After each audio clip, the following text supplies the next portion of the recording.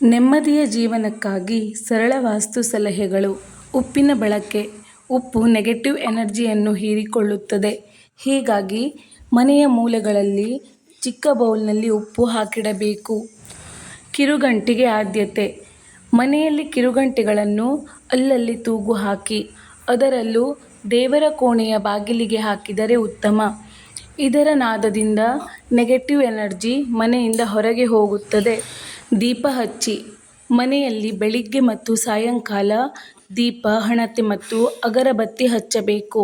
ಇದು ನೆಗೆಟಿವ್ ಎನರ್ಜಿಯನ್ನು ಮನೆಯಿಂದ ಹೊರಹಾಕಲು ನೆರವು ನೀಡುತ್ತದೆ. ಅಡುಗೆ ಮನೆ. ಮನೆಯ ಆಗ್ನೇಯ ಮೂಲೆಯಲ್ಲಿ ಅಡುಗೆ ಮನೆ ಇರಬೇಕು.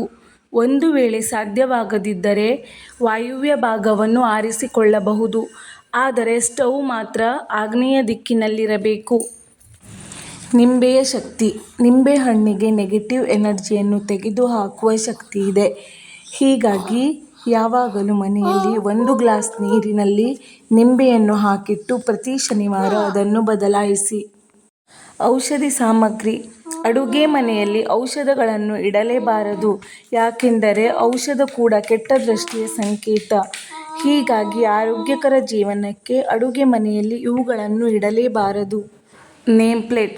ಮನೆಯ ಮುಖ್ಯದ್ವಾರದ ಹೊರಬದಿಯಲ್ಲಿ ನೇಮ್ ಪ್ಲೇಟ್ ಇರಬೇಕು. ಇದರಿಂದ ಮನೆಗೆ ಪಾಸಿಟಿವ್ ಎನರ್ಜಿಯ ಜೊತೆ ಉತ್ತಮ ಅವಕಾಶಗಳು ಮಾಲೀಕರಿಗೆ ಲಭ್ಯವಾಗುತ್ತವೆ ಎಂದು ವಾಸ್ತುಶಾಸ್ತ್ರವು ಹೇಳುತ್ತದೆ. ಧ್ಯಾನಕ್ಕೆ ಒತ್ತು. ಮೈ ಮನಸ್ಸನ್ನು ಶುದ್ಧಗೊಳಿಸುವ ಸಾಮರ್ಥ್ಯ ಧ್ಯಾನಕ್ಕೆ ಇದೆ. ಹೀಗಾಗಿ ಪ್ರತಿದಿನ 15 ರಿಂದ 20 ನಿಮಿಷ ಧ್ಯಾನ ಮಾಡಿ. ಇದು ಮನಸ್ಸನ್ನು ಹಗುರಗೊಳಿಸುತ್ತದೆ. ಸುತ್ತಲೂ ಪಾಸಿಟಿವ್ ಎನರ್ಜಿಯನ್ನು ತುಂಬಲು ನೆರವಾಗುತ್ತದೆ. ಕನ್ನಡಿ ಬಳಕೆ. ಬೆಡ್ರೂಮ್ನಲ್ಲಿ ಕನ್ನಡಿ ಇರಬಾರದು. ಒಂದು ವೇಳೆ ಈಗಾಗಲೇ ಡ್ರೆಸ್ಸಿಂಗ್ ಟೇಬಲ್ ಅಥವಾ ವಾರ್ಡ್ರೋಬಿನಲ್ಲಿ ಕನ್ನಡಿ ಇದ್ದರೆ ಅದನ್ನು ಮಲಗುವ ಸಮಯದಲ್ಲಿ ಬಟ್ಟೆಯಿಂದ ಮುಚ್ಚಬೇಕು. ಪವಿತ್ರ ತೀರ್ಥ. ಮನೆಯ ಬಳಕೆ ಮಾಡದ ಮೂಲೆಯಲ್ಲಿ ಯಾವಾಗಲೂ ಗಂಗಾಜಲ ಇಡಬೇಕು. ಇದನ್ನು ಪ್ರತಿ ವಾರ ಬದಲಾಯಿಸಬೇಕು.